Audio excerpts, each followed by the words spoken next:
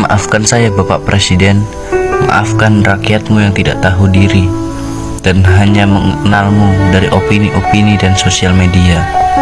Walau saya masih bersyukur, masih sempat meminta maaf sebelum ajal menjemput dan mempertanggungjawabkan semua dosa-dosa saya terhadap Sang Ulil Amri, kepada Sang Khalik Allah Subhanahu wa Ta'ala. A'udzu billahi minasy syaithanir rajim. Laqad ja'akum rasulun min anfusikum azizun 'alaihi ma 'anittum harisun 'alaikum bil mu'minina raufur rahim. Ini adalah isi surat dari orang yang bukan pendukung Jokowi, bahkan pembenci. Kutipannya kepada Bapak Presiden Republik Indonesia. Saya bukan pendukungmu, bahkan saya pembencimu. Saya tak rela engkau kembali jadi presiden.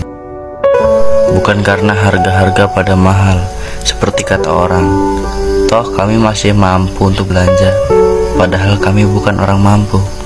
Saya menolakmu karena masalah ideologi, masalah kapasitasmu, dan semua predikat tentangmu, seperti yang saya yakini selama ini. Maka ketika gempa menimpa kami, dan engkau datang berkunjung, saya tetap tidak respect, toh itu tugasmu Pak Presiden. Maka ketika engkau datang ke Lombok Utara dan masyarakat pada menyambutmu, saya diam saja dan hanya melihatmu dari jauh dengan rasa sinis. Bahkan saya melarang anak istri untuk ikut larut dalam euforia kegembiraan menyambutmu. Padahal saya lihat istri saya ingin juga mendekat, ikut salaman, bahkan berfoto-foto seperti yang dilakukan masyarakat lainnya. Sampai datang waktu sholat, kulihat Bapak Presiden tetap ingin berjamaah bersama kami, walau diingat sarana yang tidak memungkinkan. Dengan tenang Bapak Presiden menuju gentong biru, tempat penampungan air untuk berwudu. Sangat hati-hati dan memakai air sedikit sekali, mungkin karena tahu air bersih sulit kami dapatkan, dan agar jamaah lainnya tetap kebagian air untuk berwudu, lalu menyilahkan orang lain untuk berwudu di tempat itu. Sampai pada saat sholat saya masih mencari-cari kesalahannya. Bacaannya standar-standar saja seperti imam lainnya. Orang-orang pun bersalaman dengan Bapak Presiden tanpa canggung, tapi saya tetap menjauh dan tidak peduli. Ketika Bapak Presiden ikut tidur di tenda, saya diam-diam mulai memperhatikannya. Sosok yang mungkin sudah letih malam itu tetap tampil dengan penuh perhatian, menyapa rakyatnya dan berdiskusi pendek entah apa yang ditanyakan. Tubuh pemimpin itu rela merebahkan tubuhnya di bawah tenda beralaskan karpet di lapangan sepak bola ini dengan kondisi yang sangat memprihatinkan. Sejak tidur di tenda ini, saya tidak pernah pulas, selalu was-was dan terbangun begitu mendengar bunyi apapun. Khawatir dengan gempa susulan, khawatir dengan semua kemungkinan buruk yang siap menimpa kami.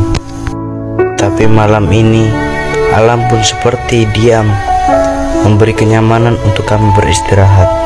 Begitu syahdu, begitu damai perasaan keluarga saya. Baru kali ini saya puas tertidur, seperti ada seorang yang melindungi kami, menjaga istirahat kami, berada di tengah-tengah kami seperti rakyat lainnya.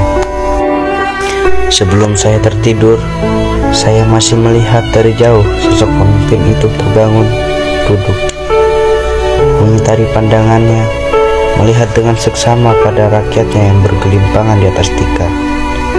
Bapak Presiden ikut merebahkan badannya, ikut bersama kami merasakan dinginnya malam. Malam ini begitu damai dan tenang.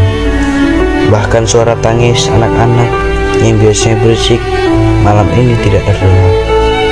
Anak saya juga tidak rela. Malam yang begitu tenang, seakan tidur kami dinabobokkan oleh seorang ayah pada anak-anaknya, ya seorang presiden pada rakyatnya.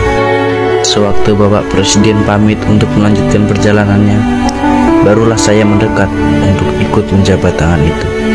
Dengan lirih saya ucapkan terima kasih dan kata maaf yang mungkin tidak dimengerti oleh Bapak Presiden.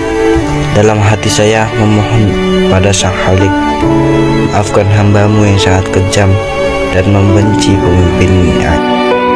Kulihat ketulusan pada wajah kurusnya, kulihat keteduhan pada matanya, kulihat senyum tipisnya yang ikhlas sambil menjabat tangan saya.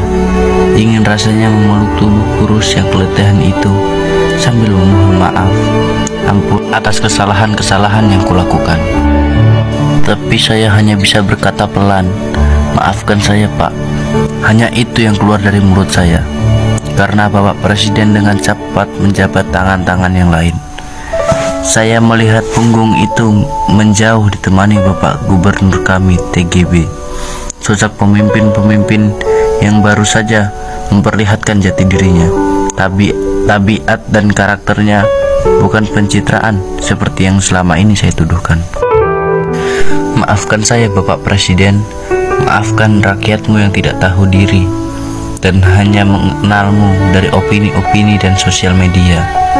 Walau saya masih bersyukur, masih sempat meminta maaf sebelum ajal menjemput dan mempertanggungjawabkan semua dosa-dosa saya terhadap Sang Ulil Amri kepada Sang Khalik Allah Subhanahu wa Ta'ala. Tanjung, Lombok Utara, Agustus 2018, Muka Anwar.